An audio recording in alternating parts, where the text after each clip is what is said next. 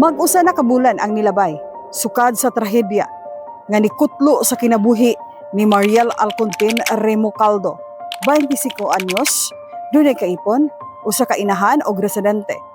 Dinhi sa Zone G, Barangay Agusan, Cagayan de Oro City. Marso 24, 2026. Luyo sa malinawng buntag, usa ka linuog nga krimen ang nahitabo.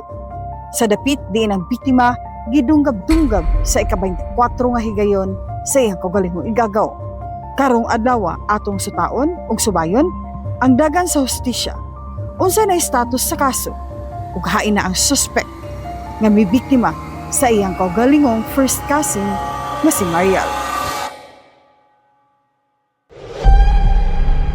Sa likod sa matag tingog nga inyong madugong sa radyo, aduna ba'y kamatuuran nga wala ninyo natuki? Imbis medalya, hustisya. Kini ang mga istorya nga gitago, mga panghitabo nga wala nasibya, ug mga kamatuuran nga gipakahilom. Atong tukion, atong ibutyag, The Truth Beyond Broadcast. Ang wala masibya nga kamatuuran.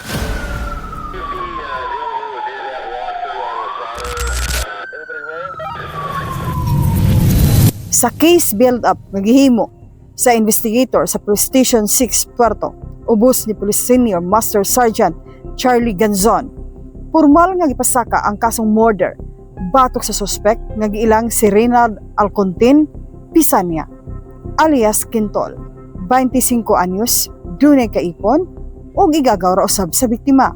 Base sa record sa kapulisan, alas 10 ang takna sa buntag ni adtong Marso 24 ning tuiga sa dihang nahitabo ang dugoon nga krimen. Nakadawat sila og report mga alas 10:40 na ang takna sa kabuntagon. Apan pag-abot sa mga pulis sa dapit nga nahitabuan, wala na'y kinabuhi si Mariel sulod sa iyang kwarto. Naligo sa iyang kaugalingong dugo, human makaangkon og 24 kasamad sa dinunggaban. Samtang ang suspect nga si Quintol na-recover nga nagbuyod sa dalan. Human aksidenteng natusok ang tiyan sa kural nga giambakan niini samtang misulay pag-ikyas. For information ma'am, ang kaso na file na namo, kaso nga murder gid ang ni-prosper sa among na-file nga kaso dayon.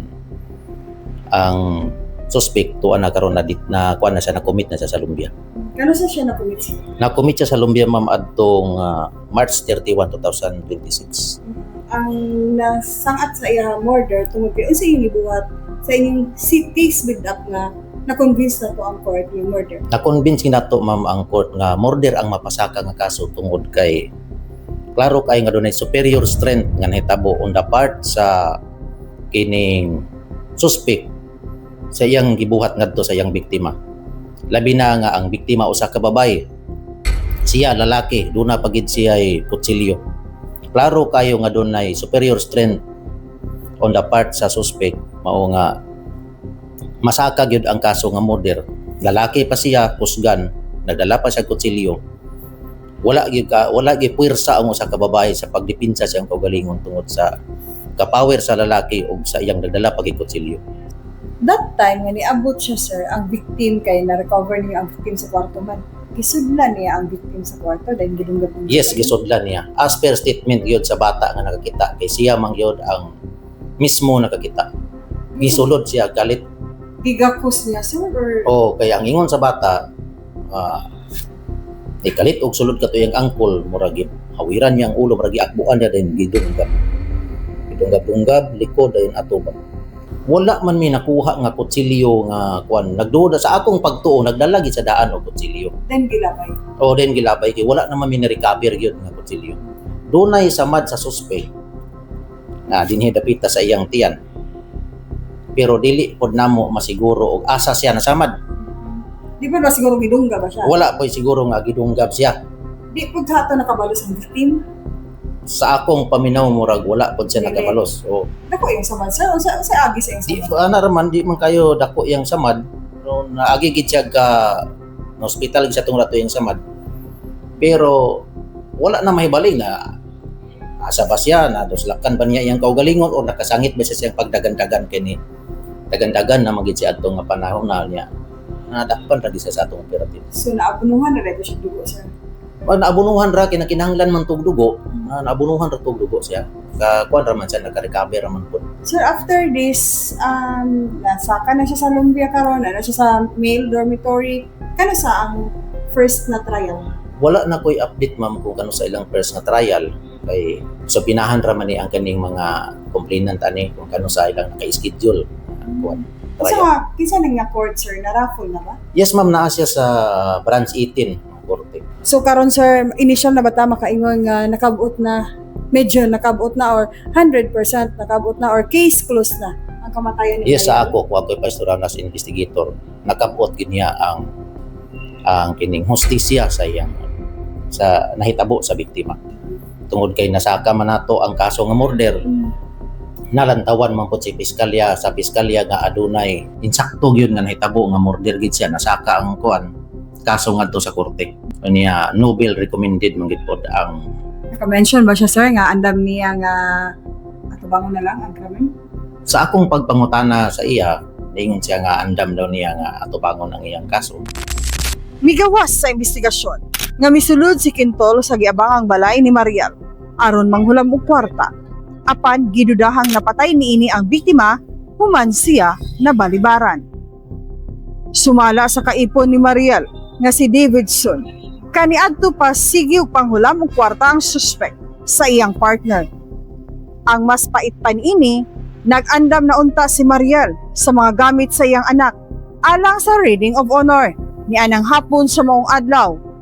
Imbis nga garbo sa entablado ang masaksihan, trauma ang nabilin sa iyang 7 anyos nga anak kinsa mismo nakasaksi sa pagduslak-duslak sa iyang Uncle Quintol sa likod o sa tibok lawas sa iyang inahan hangtod kini nga naluko dapin sa katre. Sa depensa sa suspect, giangkon niini nga nangingit-ngit ang iyang pananaw o wala na siya sa iyang kagalingong panimuot. Base usab sa mga otoridad nga wala sa ilahang record nga nalambigit si Quintol sa droga o scatter, apan base sa mga hungihong sa kadaplinan migawas kini nga istorya. Ano pa nagpuyo di, ma'am? Mama sa lala. Di nagpuyo. Oh, ilang itaw Ang mama rapod. Ang mama ug papa. Ang lalaki wala na. Wala to sa Kabanglasan. Ano uli? Wala Pati ka nang dito man to gihaya.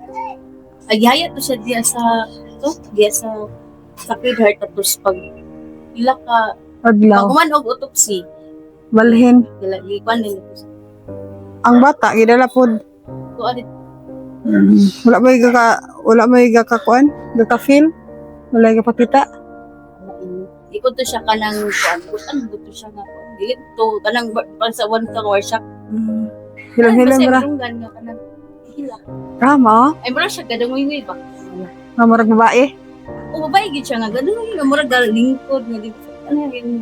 Sa oras. Iya, magsismid siya. Pero dili man siya ingon nga kusog kayo. Marag ka ng... Mura Marag, na siya mo. Gusto na mag-give ka. Kit-kit yung marag dangoy-ngoy nga, marag nangaitabang. Sa imong mensahe karon sa publiko. Akong mensahe sa publiko na kung doon naman kita'y mga problema, doon na kita'y gihambin ng mga problema, dili na to'y agi sa dito sa kainit sa ulo. Magpabilin kitang mabinantayon sa atong palibot. Wala kita mahibalo kung unsa ang unahuna sa atong mga katawhan sa atong palibot. Nakalit ba lang sila makauna-una sa mga dili maayo. Mao na nga magmabinantayon gyud. Dili lang sa dunay mga kalihukan, dunay mga program-program mga mahitabo sa tanang panahon. Magmabinantayon tungod kay dunay mga panahon nga di nato masiguro ang mga kinayahan sa atong mga tao sa atong palibot. Sa pagkakaroon, ana-ana sa male dormitory sa Lumbia City Jail ang suspect na si Quintol, samtang naghulat sa iyang trial. Ang pamilya nagpabiling nagsubo apan naglaom nga ang 24 kasamad nga naangkon ni Mariel mahatagan sa dinaliang hustisya. Imbis medalya, hustisya. Para sa ato ang investigative report.